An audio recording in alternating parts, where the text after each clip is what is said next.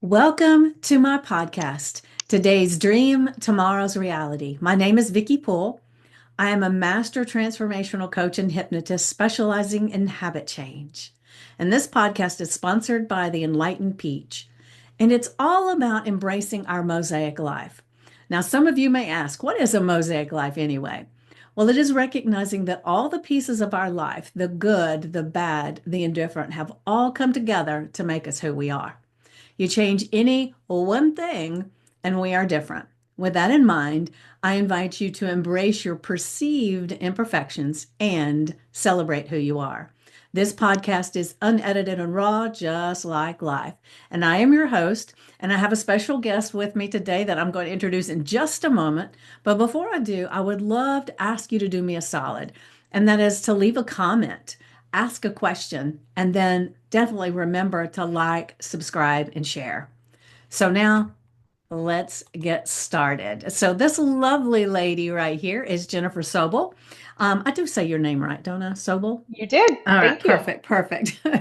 And the interesting thing about how we came to know each other, not that we know each other that well, hmm but a friend of mine and I were creating a program, and in that program, we were going to have some little belly dancing clips so that people would move their bodies in a fun way.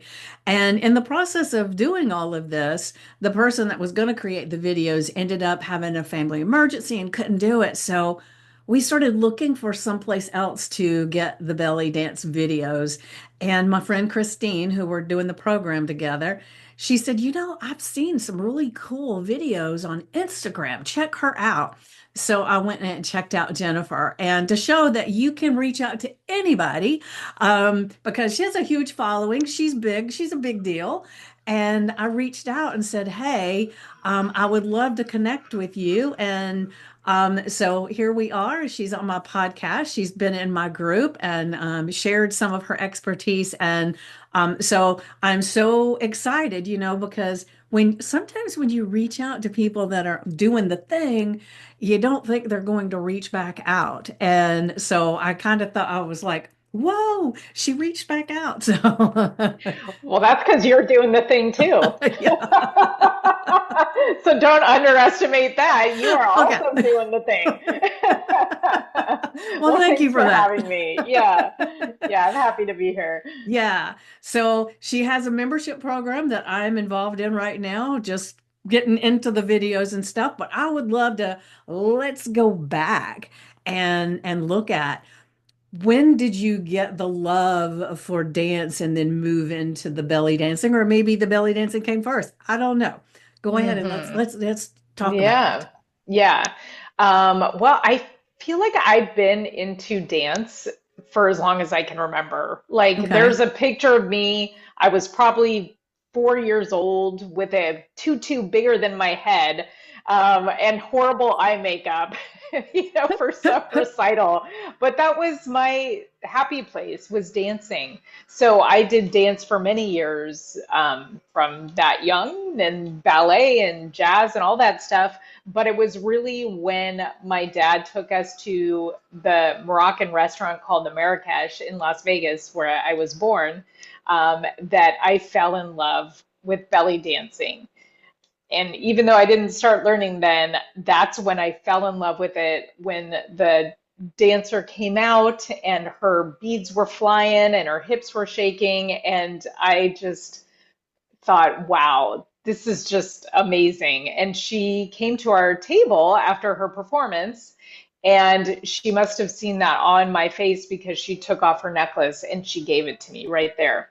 And Ah, I still beautiful. have it all these years later. I mean, that was probably, I don't know, 40 years ago. And I Wow. still have this necklace. And, I think about that day a lot, and I think, did she spark something in me, or did she reawaken something that was already there? Mm.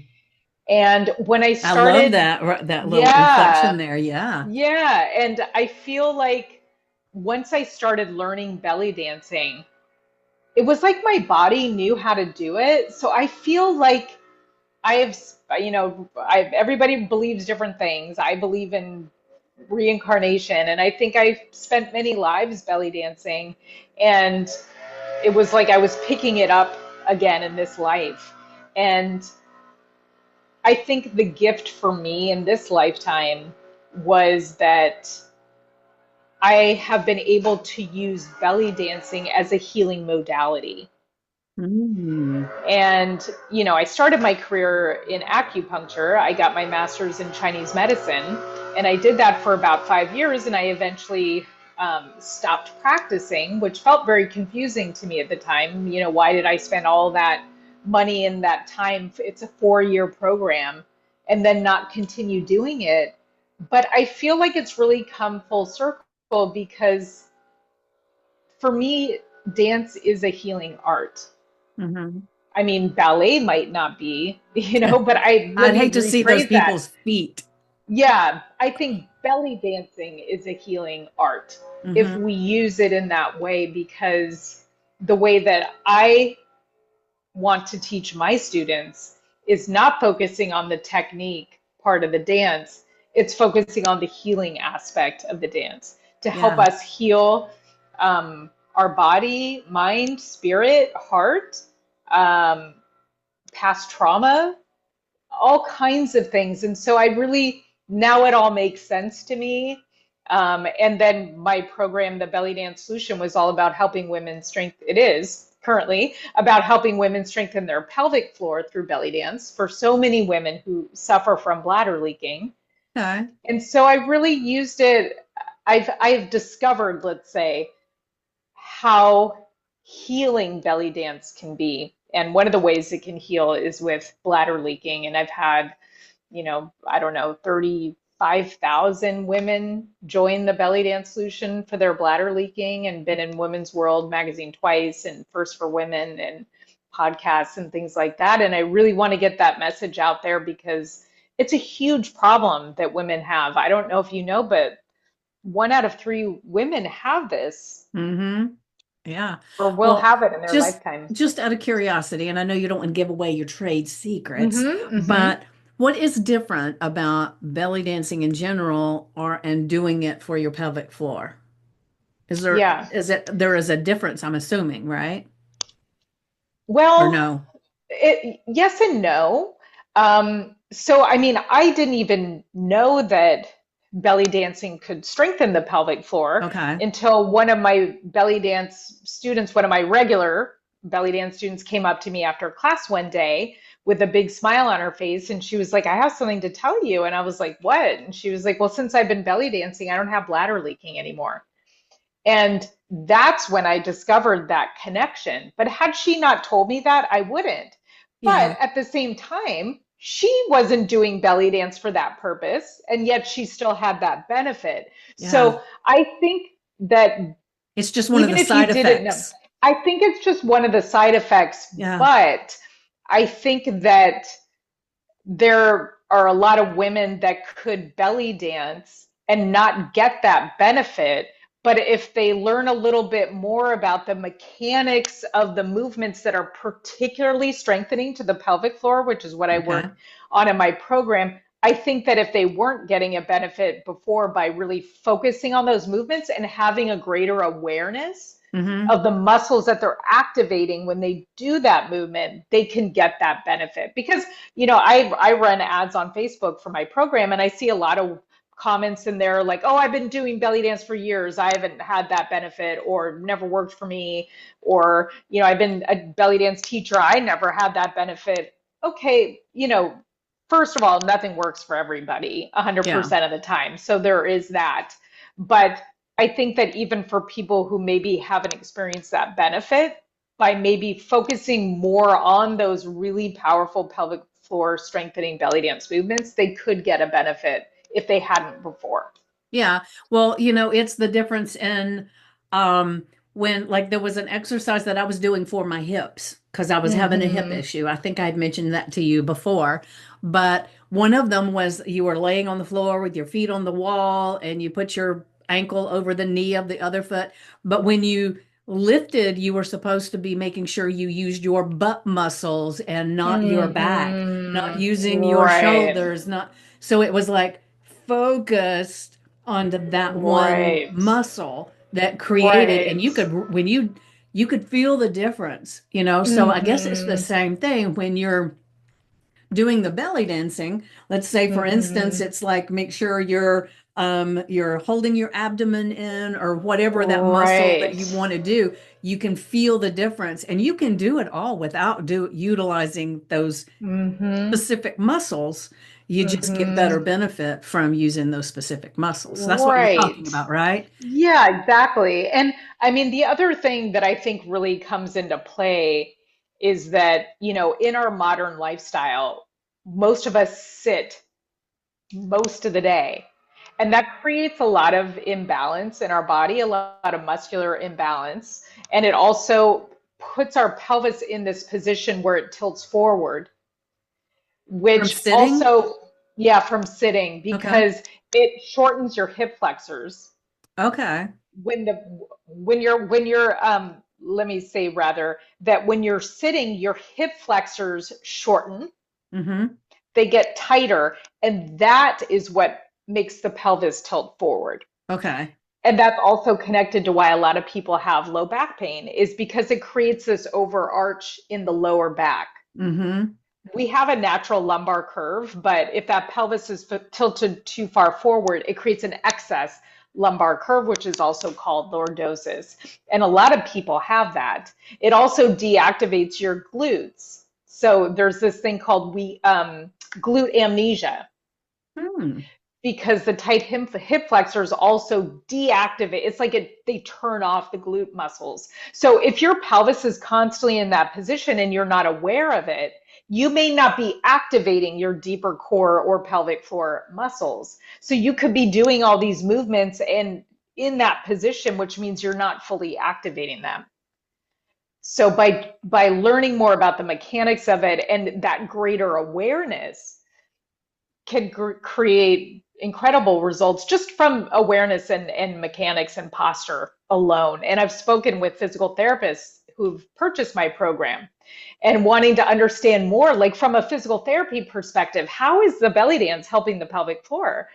And, I've talked to a few of them, and they've all said some variation on it's part of it has to do with the posture, the awareness, just that alone is a huge shift. And, once you start to realize when your pelvis is tilting forward all the time, you start changing how you walk, how you move through the world. Mm-hmm. And I think that that's the other kind of magic of belly dance, is that it does change how you move through the world and how you feel in your own skin. Yeah, see, to me, the how you feel in your own skin is the biggest benefit. Because to me, I've talked to you before, and I had a program called Body Beautiful because so many people spend all their lives mostly condemning the body that they're in. And, Hmm. and it may not be perfect, but it functions perfectly if you take care of it. And the thing is that I love the way that belly dancing just kind of helps you just get into the sense of moving your body, and it just starts feeling fluid. And no matter what size you are, Hmm. it can feel amazing. And you just start tapping into connecting with your body and Yeah. appreciating your body. It's a profound thing. Totally. And I mean, as you were talking, it was really making me think about how it makes you feel sensual because you are Mhm. connecting with your senses when Yeah. you dance in that way, that it just allows you to get into your sensuality, which Yeah. doesn't necessarily have anything to do with sexuality. It's your sensual Yes. vibe, and that feels really amazing. Yeah.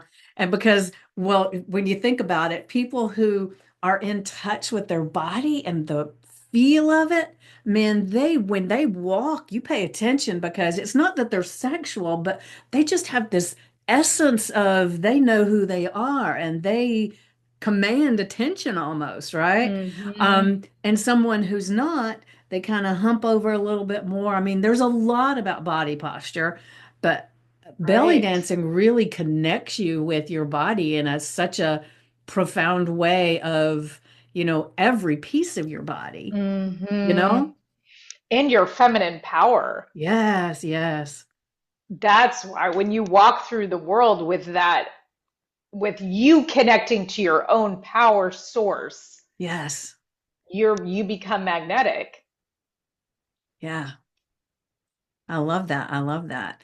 Hmm. And we all want to be able to connect with our power, right? Because it's everything. It's Hmm. like related to everything that you do Yes. in the It world. yes, it just it dominoes and moves and morphs into all these different places. And I know there was I can't even remember who I went to a T. Harv Eker seminar, and one of the things he said over and over and over again was how you do the one thing is how you do everything. Hmm.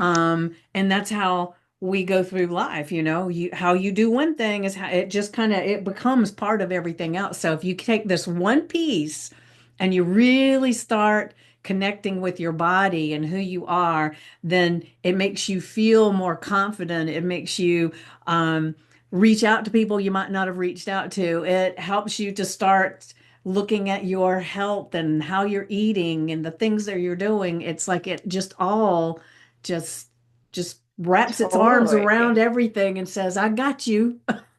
Totally. Yeah, Yeah. because it's like true power is comes from the inside, Yes. right? It's Yes. like we're looking always outward, outward to the external things to give us power, but it cannot. Like Yeah. it just doesn't work that way. So when you cultivate your own power internally and then that goes out and then everything changes. Yeah. Yeah. I love that. So when did you start dancing, belly dancing professionally? So I moved to San Diego after I broke up with my fiance. We had been together for 7 years, and my mom lived in San Ooh, Diego. ooh, ooh, And ooh. So so hold on a second. Hold on a second. So what happened?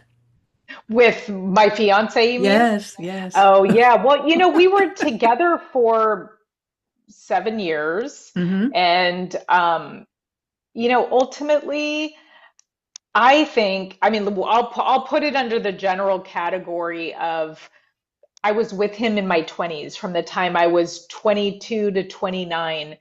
And I didn't even know who I was at that point. There was Yeah, so much that I needed to develop as not only a person, but as a woman. And I think that the relationship between a woman and her mother at some point requires her to have some sort of separation for her to become her own woman, if that isn't already there in the relationship. And so I think that's what happened. And it wasn't the right timing for me. hmm, And I don't look back on that relationship and think, oh, I'm so bummed that it did. It was right for what I needed in my own development. But it yeah, was a big change. And I had also just graduated from Chinese medicine school. So in a lot of ways, I felt like I was starting over. hmm, And I felt, I mean, that's a little scary. And I felt a little lost. And so the belly dance gave me that outlet to put my passion into something, and I just absolutely adored it. I could not get enough of it. I mean, I was practicing every day. So when I moved to San Diego, I found my teacher who she became my main teacher, even though I continued to study from many other people and took workshops from people from Egypt. And, I just learned from so many people. Um, but I just threw myself into it so much, and it was so great to also have this community of women. Um, it really, belly dance is one of those dances where you really connect with a tribe of other women. And within 2 years, I was doing it professionally. I was starting to teach. I was performing in restaurants regularly at private events. And I remember the first time I got paid to dance at someone's party, and I was like, I couldn't even believe they gave me money because I would do that anyways. Like yeah. it was so much fun. And It's almost it's like still I'd the pay you same to let thing. me.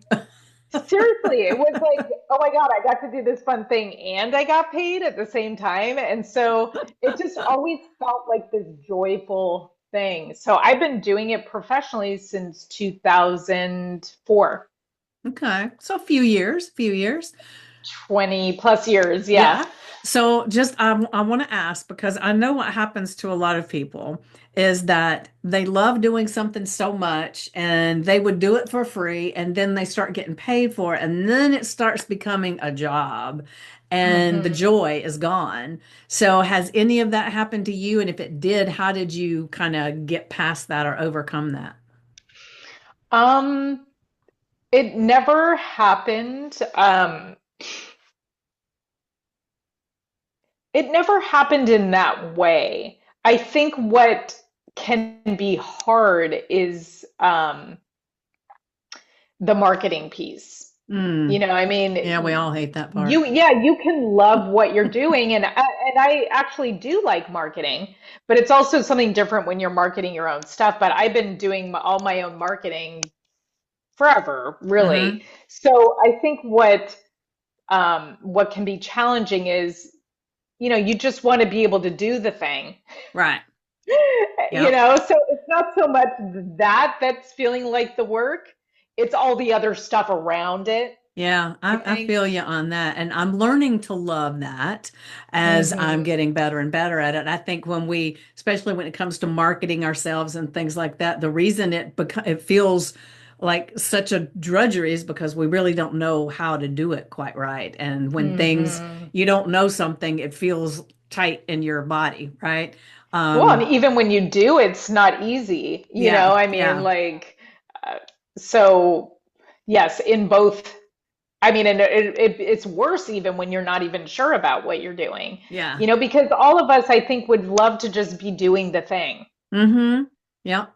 Yep. And then just have people flocking to us wanting to Right. participate. Yes. Right. But it doesn't work that way, you know, and I mean, I guess part of it is that we need to be spreading our message all the time because we have something of value to share, like what you're doing, you know, Yeah. like bringing people on your podcast.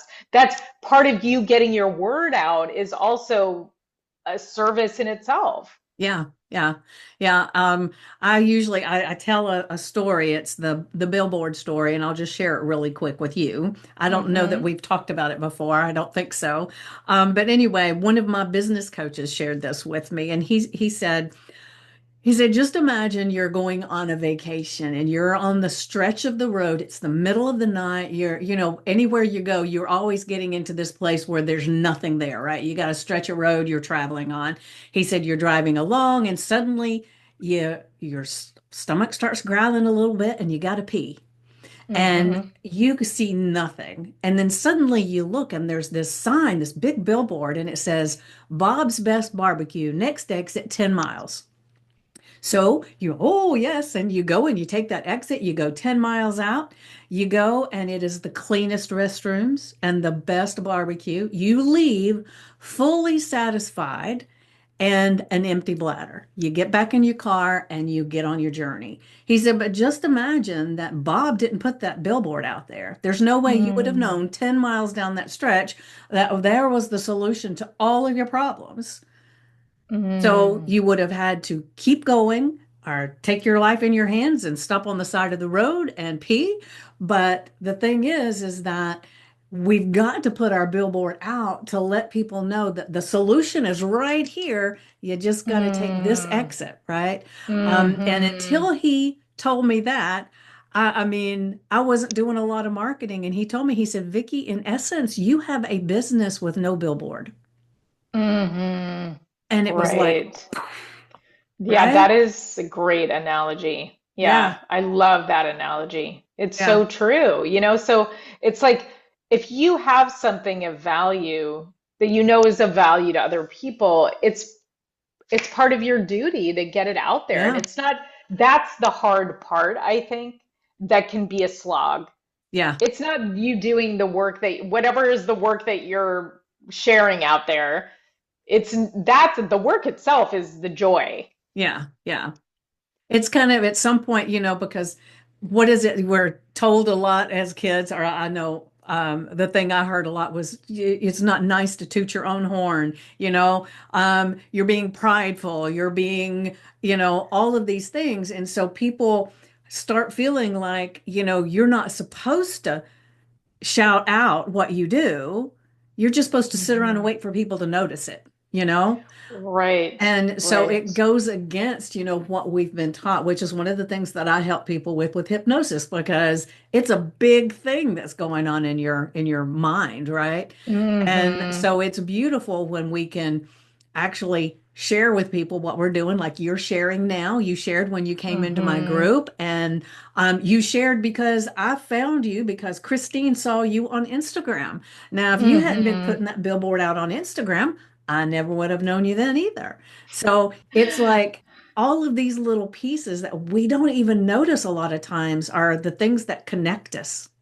Right. Well, it's funny because you were saying, we're told, don't toot your own horn and stuff, but then we're also told, and this is, I think, the piece we really have to hold on to, that sharing is caring, Ah, yes, yes, yes.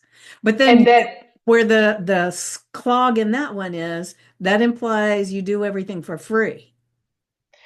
you're sharing the message of what you do, Mm-hmm. but the delivery is not free. But Mm-hmm. there's so much that we can Oh, I see. share, I like, see. I got you it. know, Yeah. you're I love that. sharing what you do. The billboard is the share. Right. But then when you go in the restaurant, obviously you have to pay for the food. Yes. Oh, oh, I love that. I love it. Yeah. And so that is part of how we show we care is Yeah. by sharing what we do so that people come across it. And I think the challenge these days is that we now live in a world that is so oversaturated with messages and all that stuff. I think that that's a lot of times where the challenge, because like a billboard's out in the middle of nowhere, it's easy for people, right? But Yeah. we're Yeah. like now competing with thousands of billboards, and that's why it's challenging, is like people's attention span. Like it's it's kind of a weird world we're living in with all of that, just how Mm-hmm. saturated and noisy everything is. I was watching something the other day, this guy, I don't know if you've heard of Robert Putnam. Mm-mm. He wrote this book called Don't Bowl Alone or something like that. And it's basically about social capital and how um, societies and society is really upheld through the connections that people have Right. with one another. And that he was saying that he was actually on Trevor Noah podcast Okay. last week. I forget the name of his podcast. It's great, great. I recommend everybody to listen to this podcast episode. I think it will change how you view things. But he was saying that in terms of the data, people actually they're working less than they ever have. So we should have more time to connect with people, but people are spending more time on their screens. So the time that they saved with not having to work as much are now going into screens. And it's not to the benefit of social media platforms to have you go out there and be connecting with real people Mm. because you can't monetize that. Yeah. And that's where we're really losing, and we're losing that connection with each other. So also that we can understand each other instead of feeling like we're always at odds. Because he Yeah. was saying, people used to be in bowling leagues. And so you'd be in a bowling league with, 10, whatever people. They didn't necessarily share your political views, but you could start to see each other as people. Right. And that's how things come together instead Yeah. of constantly being moved apart. Yeah. Yeah. Well, there is definitely a thing about keeping people disconnected for sure when it comes to all of that stuff, right? The thing that's interesting is, I have just in the starting in October or no, August, of last year, I started meeting more people that I was meeting online, meeting them in person. Great. And yeah, I flew to San Diego to see my one of my mentors, Stacy Lauren. She did her TED Talk. So I went to go see her do her TED Talk, and a bunch of us that are in her world, we met, and it was like, even though we were meeting for the first time in person, it was like we had known each other forever. And then Right. and then since then, I've actually met a couple of people that I've had on my podcast that I found out lived local, at least Hmm. local-ish. And I was able Mm-hmm. to meet up with them, and somebody that I was in one of my groups, and somebody says, where does everybody live? And so I saw she didn't live too far from me. We connected. And so That's it great. is it has felt really good to have these in-person things, to the point Yes. that now I'm wanting to do some create some in-person events and not just online, Right. Yeah, I love that because it's like you took the online and you translated it into in person and you Yeah, used the connections that you had already created and that then turned into an in-person connection. yeah. And that's great. And I've done that before myself where I've been friends with someone, talk to them regularly online and then meet them in person. And it's kind of surreal, isn't it? Yeah, it is. It is. It's like you would never know that we've never been in our physical presence, Yes. because it feels like we Yeah. have, right? It's true. It's totally Yeah. true. And Yeah. some of it I think comes from like interviews and conversations like this, because this isn't just an interview, it's a conversation where we're getting to know each other. Exactly. And Yep. that's what I like to say with my podcast. I tell people all the time, I said, just pretend we're sitting in my living room with a cup of tea or a glass of wine and a fire in the fireplace, and we're just having a chat, just like you normally would. It's not a Exactly. question and answer. It's not, me sending you some preconceived ideas of what I'm going to talk about or anything. No, it's just let's Right. let's connect and get to know each other. Totally. Yeah. Yeah. And Yeah. that's what makes us feel good. It's Yeah. that. Yeah. I agree. I agree. I love it. Hmm. So I would love to know with I mean, you've got your online presence, you're on Facebook, you're on Instagram, and I'm assuming you're in other areas as well. I don't know, but I would assume. And the thing is I know you've got your programs, you've got your membership thing. So what do you see going forward? Is it just that's going to just keep getting bigger, or is there something that you've got cooking up in here Hmm. that is wanting to be birthed and it's going to happen this year? I think for Hmm. me, Big question. yeah, it's a really good question. It's a big question. It's a good question. Um, I think for me, it's about because for what, 4 years created so much stuff. I mean, my Feminine Fire membership has like 450 videos in there now. And I mean, I just created.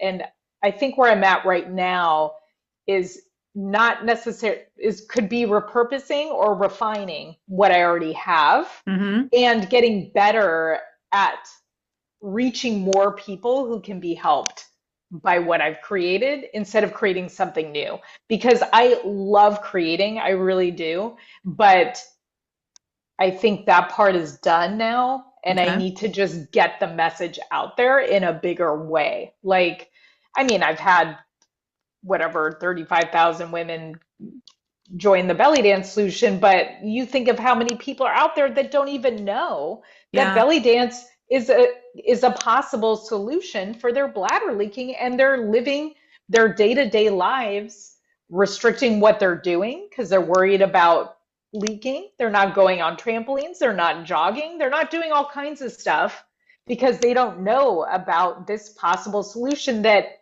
to me has so many other great side benefits and zero negative.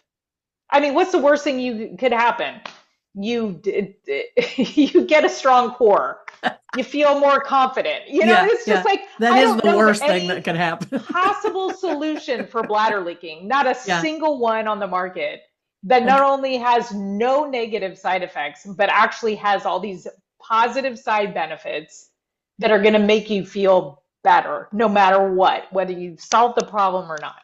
Right. And you probably will. Is it okay if I share something with you? Yeah. I see you speaking on stage and sharing this in a bigger arena so that more people can see your billboard.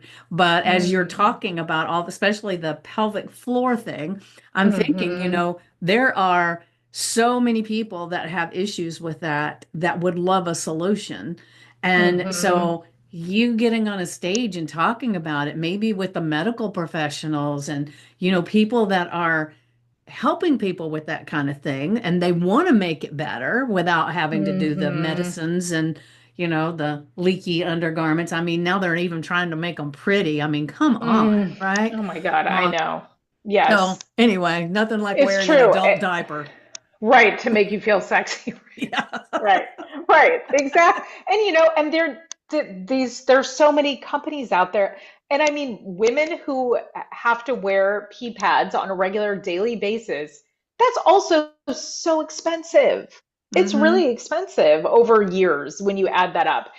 And thank you for saying that about speaking on stage. And that is something that I would like to do is speak at, on stages or conferences or whatever. And I'll just put this out there to this is like my lighthouse moment. I'm going to shine the light, and if anybody in your audience hears me right now, I feel like the next step that for me that I would love to do that would lend credibility to me being on stages. I think the first step is I want to do a study with belly dancing and incontinence Okay. that would get the attention of the medical community where they would say, you know what, this is valid.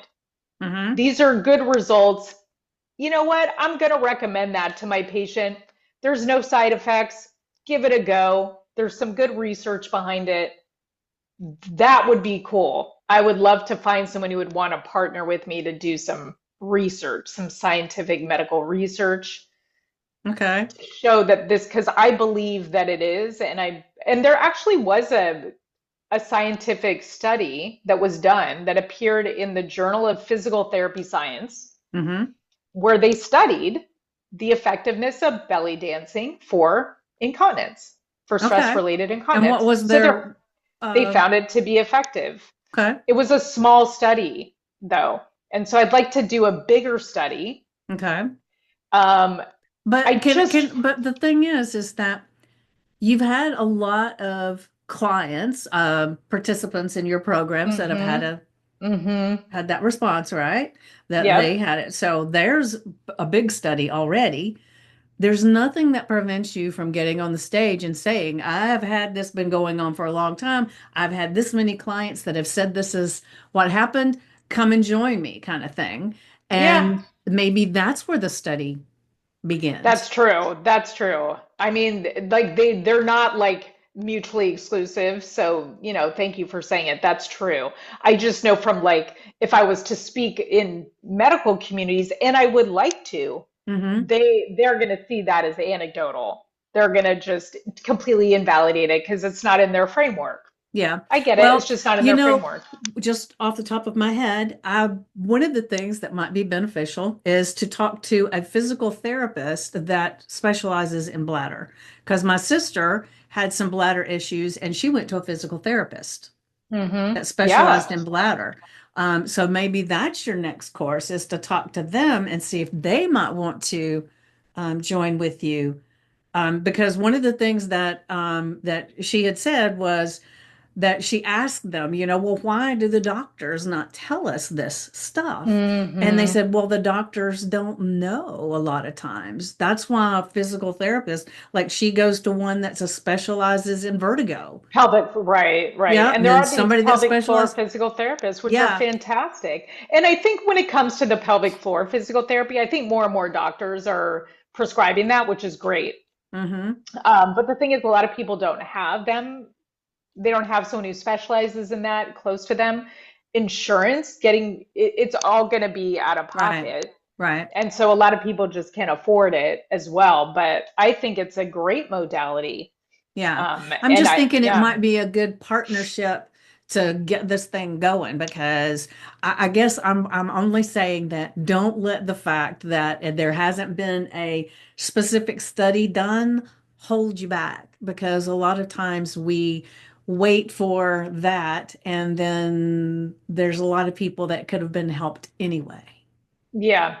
I mean, it's really about thinking about your approach Hmm. because like either like you're going to go like a B to B direction or you're going to do a B to C or you're going to do both. But the thing is that it can be hard to like if you just think about time. Like Hmm. I have to reach out to those people one by one and that's just more time consuming than me Yeah. trying to reach out to the and I have had some physical therapists join my program. Okay. And so, and they're totally behind it. So maybe I just kind of scoop them in the net until I get, but I would like the medical community to at least know that this is a helpful modality. Um, I would really like that at some Yeah. point. And I would love to be a part of a study because I think that we could show that it's a viable treatment. Um, and it's movement based and people need to be moving anyways. That's right. That's right. Yeah. Yeah, So, and I mean, I think the thing that I love is because it is fun. It's not hard hmm that people will do it. And because let's face it, when things are too hard, people will do it for a certain amount of time. And then it gets where, oh, I don't have time for this. And they stop. right. And so that's why the gym is filled in January, and by March it's less and less and less and less, and then they fill it back up in January because people don't continue with the things that feel like torture. Yeah. Yeah, Now some they don't people enjoy will, it. but the majority of people Yeah. no. Yeah, they nobody wants to do something that they don't genuinely enjoy, Right. and most people, I would say, especially most women I talk to, love dancing. They love Yeah. some kind of dance. Yeah. Yeah. Most women enjoy dancing. So it's like, wow, if I could get a good workout and it's fun, Yeah. then, Why and it not? doesn't have to be a lot. Yeah. Exactly. I used to do some spin classes. hmm And I used to lovingly say, I get so excited and I'm so glad I did this when I'm done because Yeah. it was hell going through it. I even, it was like, and did I keep doing it? No, because it Right. just got to be where the knowledge that I was about to torture myself with that started making it where I didn't want to go. Right. Yeah, it just wasn't your thing. It Yeah. wasn't something you Yeah. enjoyed doing. So I just recommend everybody find some sort of movement. They Hmm. don't think about it as exercise. I Right. would just throw that word out. That's Think right. about some kind of movement that feels fun for you. Yeah. That's it. Could Yeah. be gardening. That's a great exercise. That's Yeah. true. That's true. Well, I love to go for walks. hmm But what I discovered is that I needed more. I needed something more. So I think sometimes as you get a little bit older, that, we can continue doing the same thing, but maybe we're not connecting with the right body parts as we're moving to make hmm these things we need. Because it got to where I couldn't hardly walk up and down steps. I was waking up in the middle of the night crying with pain just from shifting in the bed. hmm And so I've been able to take care of that I did some energy work. Had some coaching because it was some emotional things as well. But I started doing different things from yoga to there was some exercises that I saw online. There were a lot of different things that I did that helped. And I just had to hmm keep working on it and working on it. And none of them felt like they were, blowing me away and they were, outside my comfort zone or anything. They were really hmm simple movements that made a huge hmm difference. And I think kind of like for belly dancing, there's nothing huge about any of the movements. They're small Mm-hmm. little movements, but they make a huge difference. And so I was glad when I got my hip better enough that I could actually do the belly dancing, because in the beginning I couldn't Mm-hmm. do the hip movement, you Right. know? Right. Yes. Yeah, and it feels bad when you feel restricted in your movement. It Yes. doesn't just impact you physically, mentally it does as well. You start to feel like just that restriction can be Yeah. depressing. Mm-hmm. Yeah, because one of the things I will share that I have always felt like as I got older, I wanted to make sure that I was the exception to the rule and not the rule Hmm. that people tell you all the time is that, well, that's just because you're getting older. You need a cane, you need this, you need that, and you need surgery. And so for me, it was like, I don't want to fall into that trap. So I'm always looking for examples of people in their older years being able to do amazing things. And Hmm. that it keeps me focused a little bit, but then it's finding what's going to help me. And that's why I was so excited to get connected with you in the belly dancing. Yeah, yeah, totally. And I mean, there's so many examples if you look for them. They're not Women in mainstream, their though. That's not what Well, people some tell of you them about. are. Some of them are, but you know, they may not show up on your feed all you know what I'm saying? But Yeah, there's some women out there that are 60s, 70s, 80s that are so strong and yeah, so fit and so healthy. So like it's not an age thing. It's just yeah. what we do with our body. Yeah, I even had this conversation with someone the other day. She was telling me something that was going on with her body, and she said, everybody has this at my age. And I said, is that true? I said, I see people that are your age and they don't have that. I said, if it was truly an age thing, every single person that's that age would have it. I said, it's a Eh, lifestyle and Lifestyle. there's a way that you can make it better if you choose Yes. to, you know? Yes. Yes. It's a lifestyle thing, Mm-hmm. and corporations, they don't want us. There's a lot working against us being healthy, but we have to take ownership Mm-hmm. and cut through all of that Take and just get, responsibility for our yeah, own. yeah, and Yes. get back to basics Yeah. because lifestyle is actually super simple. Yeah. It's Yeah. really, really easy. Move Yeah. each day, eat vegetables, good protein, no process. It's the simplest thing. Yeah. Yeah. It's just Going back about to the doing it. basics. Yeah, go back to the basics. Yeah, yeah, I love it. Well, I want to ask you really quick because we're getting close to time. I know we had a time thing we were trying to stay in. Hmm. So is there anything that before you got on here today, that you wanted to make sure you touched on that maybe we haven't, that maybe you want to share with somebody or last words? Is there anything coming up for you? I want to give you the Um, opportunity.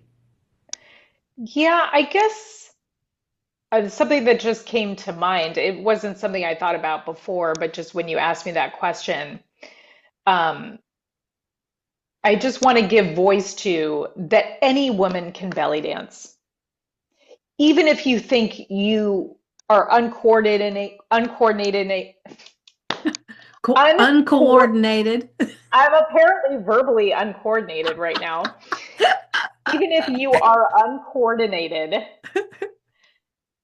and you've thought you were that way your whole life, you can belly dance. Doesn't matter how old you are, doesn't matter your shape, your size. It's an equal opportunity dance because I Yeah, hear this from so many women like, oh, I can't do that. That's not for me because of one of these things. yeah, And I just want to make it absolutely clear that you can belly dance. yeah, And you should belly dance for you, not because of that you think that you need to look a certain way. right. Do it for your joy. Have some fun movement in your day, and anybody can do it. That's what I want to say. Ah, beautiful. Thank you for that. And for me, the one thing that I can add to that is if anybody says that they don't want to try belly dance, what I want to ask them is, would you love to connect with your body in a way that you feel so confident and comfortable just walking in life? Then you got to try it at least I because it love is that. what that does for you or what it does I for love me, that. right? Yeah, I love that because what you mentioned is a benefit that's more intangible. Yeah. It's not about what you look like from the outside, it's about creating a feeling inside Yeah. that's for you, Yeah. something that nobody can take away from you. Right. So I love that. Ah, well, good. I'm so glad. And so I want to say thank you so much for being Thank you here for on my having me. podcast today, and for being so kind and gracious to come into my group, stand up Of and stand course, out, and sharing in there as well. And I definitely want to stay connected, and I want to hear definitely. how you're getting along with this speaking thing because I Okay, thank see it. I you. see it in you. Okay, thank I'm you. looking forward to it. Thank you. Well, I joined Toastmasters like a year and a half Ah, ago in preparation for that someday. So I've been working on my speaking skills. oh, Someday I beautiful. will do that. I love it. Well, we're going to say quickly, not someday. We're going to Yes. do it. We're going to do In it, the right? near future. Yeah. Yes, Thank yes. you. I love it. And so I want to leave everybody with the quote that is one of my favorite quotes. And I don't know why, I still don't know remember who did it or said it, but it's the best way to predict the future is create it. Ah, Mm, doesn't that sound good? it's a great quote. I love that Yes, one. That's it so good. is. All right, Thank you so everybody. much for Thank you having so me. much for being here. Thank you. And everybody, make sure you like, subscribe, and share, and ask questions if you would like. But till next time, I'll see you later, guys. Mwah. Thank you.